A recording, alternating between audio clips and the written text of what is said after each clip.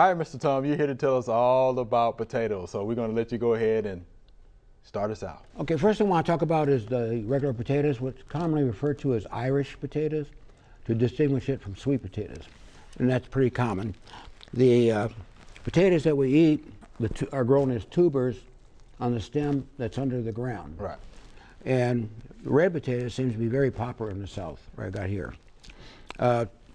Traditionally grown from what they call seed potatoes. And these are seed potatoes right here. You may notice they're dirty, they haven't been washed, and that's what you're looking for. They're certified to be disease-free.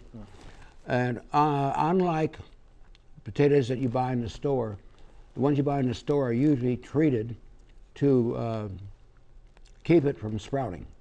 Well, we need the sprouts to make the new plants, so they have not been treated. And you can plant them whole, but a lot of people like to cut them and expand the amount of potatoes they're going to get by just cutting a potato in half. For example, like take this potato right here. It's got 1, 2, 3, 4 eyes on it. Okay. And what you need to do is cut it to where each piece has at least one eye. I sharpened my mowing this morning. I'm not sure if I did a good job or not.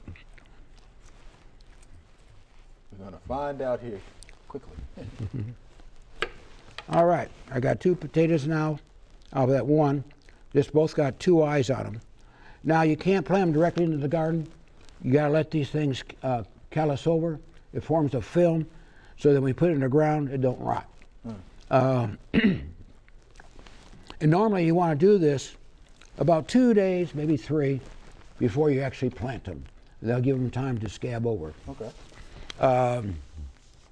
UT recommends, Extension recommends planting them in March for a summer crop, and again in July for a fall crop.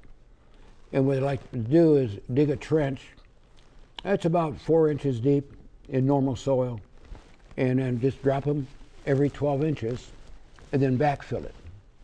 And hopefully the thing will start producing. And as they start growing to get more potatoes, you can hill up the plants, just keeping the very top in the sun. And I prefer to doing it with straw or compost or something of that nature, because the tubers that form in there will be clean. You don't have to do anything to them. Does pH matter when we're growing our potatoes? Well, potatoes like it acid, not as much as blueberries. Right. But they like it between 6 and 6.8. Okay.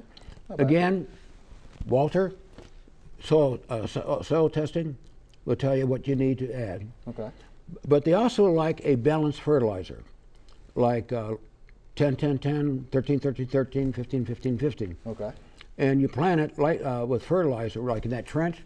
I like to go ahead and just put a light coating of 13, 13, 13, or whatever I got handy, backfill it. And then when they start growing, it gets about a foot high, then you want to do a side dressing of the same thing, 13, 13, 13. When it comes time to harvest, you'll know it because the plants will start turning yellow. So it's time to start digging. Okay. This right here, my baby, is a lifting fork for lifting it up. Hope I didn't hit you. No. Okay. For lifting it up. Also, they call them garden forks. Yes. It's much better to use than a shovel, which you can chop and cut up your crop. Yeah, we definitely don't want to do that now. Nope, no. And then next thing you need to do when you dig it, you need to cure them. It's not recommended to wash them until you're actually going to consume them. So you need to take them and put them in a shady spot under a tree or something like that for about 2 weeks. Maybe after 7 days, you want to maybe roll them over, and that gives a chance for the skin to harden up and dry to last longer in storage. Well, let me ask you about, any major pests or diseases we need to be concerned there's 2 about? major problems. I'm glad you brought that up. Okay.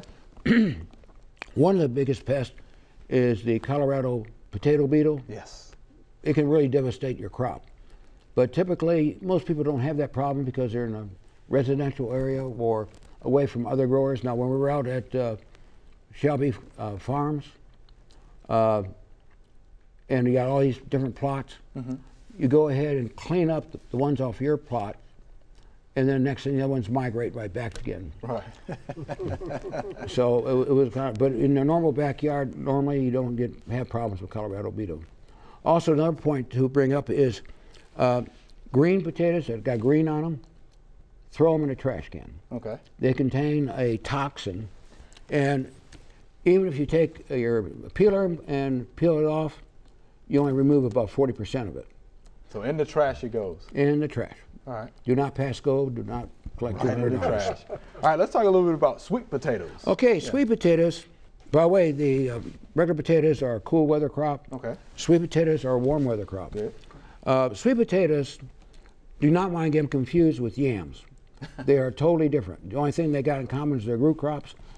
Sweet potatoes come from a tropical atmosphere, like from South America, Central America.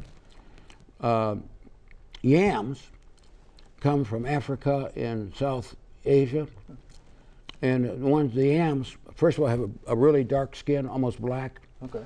And they can grow 7 feet long, 150 pounds. Wow. Okay. Which is more than I can eat in breakfast. Okay. That's a lot. Sweet potatoes are not related, like I said, to the Irish potato. The Beauregard sweet potato is pretty much the ones you get at the store. Right. They're the most popular. And I know, Walter, I know you mentioned that a lot. You talked about sweet potatoes. Beauregards. Okay.